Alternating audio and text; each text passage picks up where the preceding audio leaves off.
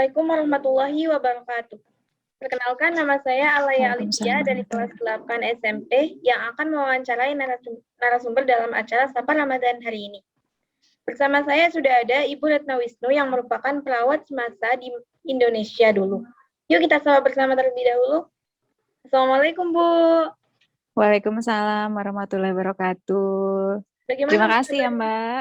Ya. Gimana? Bagaimana kabarnya, Bu? Alhamdulillah baik. Mbak, siapa nih saya panggilnya? Alia. Alia. Mbak Alia gimana kabarnya? Sehat, Mbak? Alhamdulillah sehat juga. Alhamdulillah. Gimana, Bu, Ramadan kali ini? Lancar? Puasanya lancar? Alhamdulillah biasa lah, Mbak. Kalau perempuan kan pasti ada periodnya ya. Selain itu lancar, alhamdulillah. Saya sehat. Saya mulai wawancaranya ya. Iya. Baik, Bu. Pertanyaan pertama. Melihat perkembangan zaman sekarang banyak sekali makanan dengan berbagai variasi, dengan kadar lemak yang tinggi, namun kandungan gizinya rendah. Bahkan terkadang kita tidak bisa mengontrol porsi saat mengonsumsi makanan tersebut. Misalnya kayak cake atau ayam goreng gitu, Bu. Jadi, bagaimana cara kita untuk menyeimbangkan makanan yang sehat untuk tubuh kita? Oke, bismillahirrahmanirrahim. Jadi gini, Mbak, makanan yang untuk asupan kita yang bagus itu kan harusnya makanan sehat ya.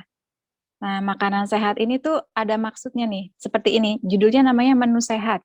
Nah, menu sehat ini adalah menu yang terdiri atas makanan yang kaya akan gizi seimbang yang dibutuhkan tubuh. Apa aja sih yang dibutuhkan tubuh? Antara lain ada karbohidrat, ada lemak, ada protein, ada vitamin, dan mineral yang dipadukan secara khusus seimbang dengan kebutuhan kita. Jadi kita nggak bisa nih menyamakan antara kebutuhan si A dengan si B. Barangkali si B metabolismenya lebih cepat daripada si A, terus kita menyamakan, nggak bisa. Jadi sesuai dengan kebutuhan kita asupan itu. Dan secukupnya. Nah, terus ada yang namanya gizi seimbang. Gizi seimbang itu apa? Kita berarti harus diversifikasi ya yang namanya asupan makan kita. Dalam satu piring itu, ada 4, Mbak, istilahnya nih, ada 4 ya. Judulnya namanya isi piringku. Nah, isi piringku itu nanti berpengaruh untuk asupan kita nih. Nah, yang ada itu satu tadi karbohidrat.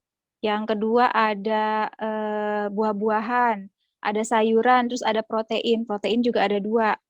Protein nabati juga ada protein hewani. Nah, dalam satu piring itu harus masuk semua tuh makanan sekali kita makan. Jadi bukan misalnya nih kayak Mbak pengennya pengen makan KFC aja cukup dengan kentang dan ayam. Nah, itu masih kurang. Jadi harus ditambah ada saladnya kan ya biasanya, ada salad. Nah, kemudian juga tambah buah, seperti itu. Jadi kita biasakan dalam satu piring itu ada berbagai macam aneka makanan. Nah, tentunya yang seperti tadi ya yang mengikuti anjuran.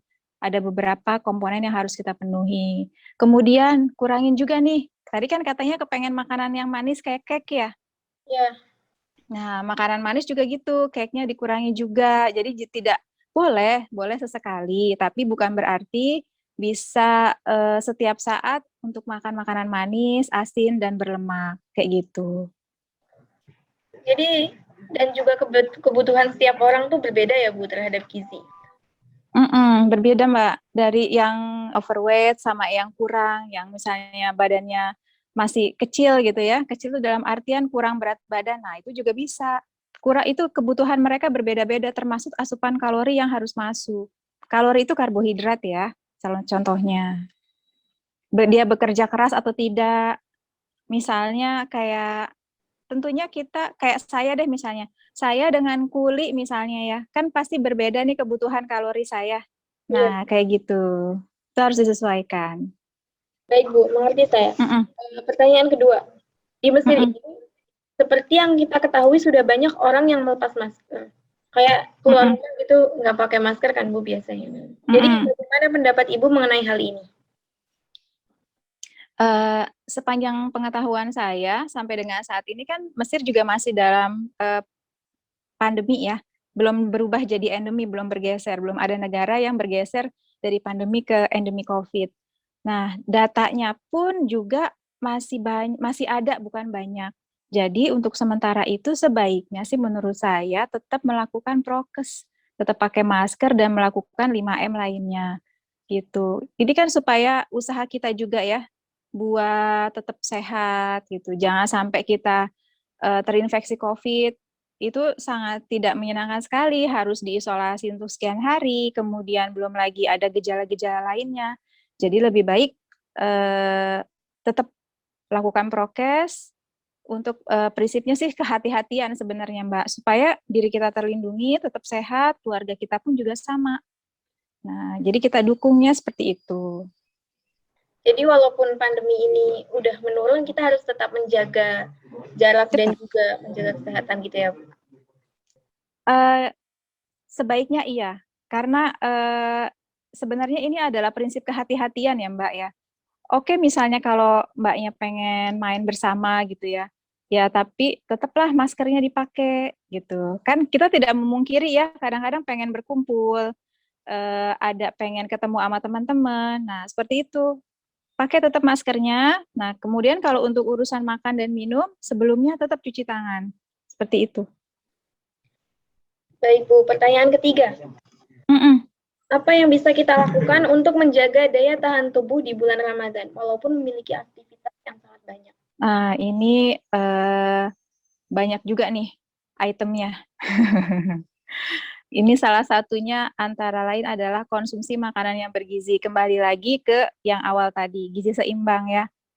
Nah, itu nanti manfaatnya untuk memberikan tubuh kita itu nutrisi juga tenaga selama kita puasa. Kemudian jangan lupa minum air putih 8 gelas dalam 1 hari atau maksimal 2 liter. Tapi ini hanya untuk orang-orang yang tidak dilarang dokter atau tidak mempunyai penyakit tertentu yang di mana orang tersebut harus dalam pembatasan minum. Istilahnya kalau misalnya saya boleh minum 8 gelas 1 hari, kemudian ada satu orang lagi, dia tidak boleh minum 8 gelas per hari, ya kita ikuti anjurannya. Seperti itu. Kemudian olahraga yang rutin. Nah, olahraga rutin ini kan kadang-kadang jadi permasalahan ya selama kita puasa kan. Aduh, kita puasa nih dari subuh nih sampai nanti maghrib, kan capek nih, gimana nih, masa iya harus olahraga? Nah, nggak usah lama-lama, paling enggak sehari itu minimal 30 menit. Boleh dilakukan setelah sahur, tentunya setelah sholat subuh ya, atau 30 menit sebelum berbuka. Yang penting kita tetap gerak, Mbak. Jadi metabolisme tubuh juga tetap bagus. Gitu. Kemudian cukupi waktu tidur. Waktu tidur itu agak tricky juga nih. Sementara kan tidurnya kalau selama puasa ini pasti terganggu ya. Nah, kita butuhin katakanlah 7-8 jam. Nah, itu nanti kita akalinnya dengan tidur lebih awal, terus atau tidur siang. Jadi diusahakan cukup, supaya nanti nggak mengganggu kesehatan kita juga. Lalu tadi kebutuhan nutrisi juga dipenuhi dengan adanya buah-buahan, seperti itu. Dan kelola stres. Nah, kelola stres ini kan kadang-kadang, aduh mau ujian nih, aduh mau kesana nih tapi panas nih. Itu kan juga jadi ini ya, suatu masalah tersendiri, walaupun kadang-kadang satu dengan yang lainnya itu mengelola stres berbeda-beda. Nah, itu nanti kalau tidak dikelola, stresnya akan timbul, kita tuh kayak kepikiran, nanti daya tahan tubuh kita juga menurun, kayak gitu. Jadi bagusnya kelola stres, manajemen stresnya, lakukan hal-hal yang membuat kita juga nyaman dan senang. Kayak hobi atau apa, silahkan. Jadi lebih ke melakukan hal-hal positif ya, Bu? Iya, hal-hal positif tentunya, dan yang tadi juga ya, banyak tuh ada cukupi waktu tidur, ada olahraga, seperti itu tuh sama makanan. Penting semua itu. Nggak bisa kita hanya satu item aja, pasti ada beberapa. Baik, Bu, pertanyaan berikutnya. Selanjutnya, apakah ada dampak buruk dari tidur setelah waktu subuh? Dan bagaimana cara mencegah hal tersebut jika terdapat dampak buruknya? Nah, ini secara medis, tidur setelah waktu subuh itu atau setelah waktu sahur kan kurang baik ya untuk kesehatan kita ya. Karena di waktu itu adalah tubuh tuh seperti mulai kayak kita kendaraan, Mbak. Tubuh itu kayak kendaraan. Kayak kita mulai melakukan pemanasan di pagi hari. Nah, kalau misalnya metabolisme dan pemanasan itu nggak kita lakukan karena kita tertidur, nah berarti kan otomatis kita kayak ya udahlah kendaraan gak usah dipanasin biasa aja. Tapi begitu dipakai, nanti kan yang ada lemes, gitu kan, kurang bersemangat. Nah kayak gitu juga dengan tubuh. Nggak bisa langsung misalnya wah udah tidur nih habis subuh kemudian kita bangun nih biasanya bugar rata-rata sih nggak ada yang bugar Mbak, rata-rata pasti pada lemes sama Saya juga kayaknya lemas. kok ngantuknya nggak udah gitu, bener nggak? Benar, tadi saya bangun pagi lemes banget. Langsung mandi Kalau lagi. mau iya kalau mau tidur lagi misalnya sangat ini namanya juga kurang tidur kan juga nggak bagus ya. Kalau mau tidur lagi kasih spare antara 2 sampai 3 jam setelah sahur atau matahari setelah matahari agak naik sedikit aja. Jadi dikasih jeda, biar tubuhnya itu biar si makanannya bisa diproses dulu, dia turun dulu, mulai turun, habis itu baru. Kalau mau istirahat silakan. Pertanyaan berikutnya. Mm-mm. Ini pertanyaan terakhir, Bu. Adakah Oh ya, pesan yang ingin Ibu sampaikan mengenai pentingnya kesehatan di tengah new normal saat ini? di tengah new normal ya. Iya. Yang pertama itu tetap patuhi prokes ya Mbak. Tetap patuhi prokes dan menjaga kebersihan. At least setidaknya sampai COVID di sini itu atau di seluruh dunia dinyatakan sebagai endemi. Nanti kita kan akan menyesuaikan dengan sendirinya ya. Endemi itu kayak gini, kayak flu atau pilek batuk itu kan sudah dianggap seperti maklum ya bagi orang-orang. Nah seperti itu kurang lebih. Itu yang namanya kurang lebih seperti itu yang namanya endemi. Kemudian olahraga rutin. Nah olahraga rutin yang seperti tadi boleh 30 menit setelah sahur. Oh sorry, boleh setelah sahur waktunya maksimum 30 menit atau sebelum berbuka. Semampu kita ya. Kemudian makan makanan bergizi seimbang, terus sediakan waktu me time nih. Jadi ada waktunya buat diri kita sendiri menikmati hidup istilahnya. Biar nggak, jadi kelola stres, balik lagi ke kelola stres. Jangan sampai kita tuh kepikiran, aduh kok kayaknya hidup kok aku di rumah aja ya, kok kayak gini aja ya. Nah, manfaatkan waktu sebaik mungkin. Kalau misalnya merasa bagaimana-bagaimana, ya kelola stresnya dengan baik. Lakukan hobi. Misalnya sukanya apa? Baca, silakan baca. Seperti itu. Manfaatkan waktu juga nih sebaik mungkin. Selama ada di luar rumah. Kemudian bawa peralatan pribadi, seperti kayak peralatan sholat itu ya. Biar kita nggak saling pinjam sebenarnya sih. Nah, kemudian yang terakhir adalah kita harus saling mengingatkan agar satu sama lain taat prokes. Dan juga kita nggak boleh baper nih kalau misalnya ada orang lain yang ingetin kita. Kamu pakai masker dong. Oh, terus kita baper gitu, jangan. Jadi, oh ya makasih gitu aja. Saya pakai deh gitu. Jadi nggak Kurang boleh lebih gitu, marah. Mbak.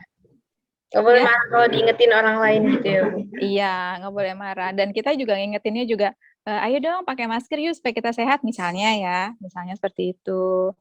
Dengan Gitu. cara yang halus ya, Bu. Tuh. Baik, Bu. Pertanyaannya sudah selesai dan Sapara Materi Uh, hari ini juga sudah selesai. Saya tutup terlebih dahulu. Terima kasih, iya, Bu, terima atas kasih waktu banyak.